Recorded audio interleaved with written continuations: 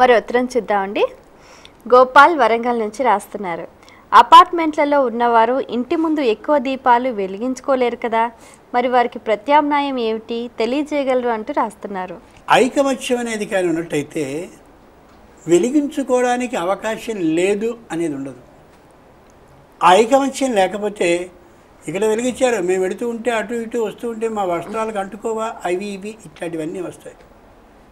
ఐకమత్యం ఉండడం చాలా అవసరం. ఒకటి. రెండు, అపార్ట్మెంట్లో ఉన్నటువంటి వాళ్ళు వాళ్ళ ఇంట్లోనే వాళ్ళ ఇంటి ముందే వెలిగించుకోవాలని నియమం లేదు. అమ్మవారు మన ఇంట్లోనే ఉందా? ఓ శ్రీశైలంలో లేదా, ఓ కాళహస్తిలో లేదా, ఓ తిరుచానూరులో లేదా, ఎక్కడ లేదు.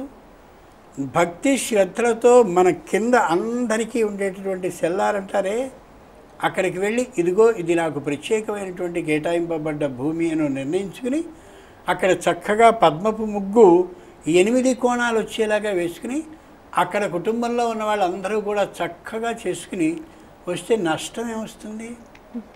అంచేత అపార్ట్మెంట్లో ఉన్నటువంటి వాళ్ళకి ఏ విధమైన కష్టమూ లేదు. ఈ విధంగా ఉంటే అపార్ట్మెంట్కి ప్రతిదానికి ఒకటి ఉంటాడు, ఒక ప్రెసిడెంట్ అని, ఓ సెక్రటరీ అని. ప్రపంచానికి సంబంధించిన మొత్తం అంతా కూడా వాళ్లే ఏలుతున్నటువంటి ఆలోచనలతో ఉంటారు కొందరు.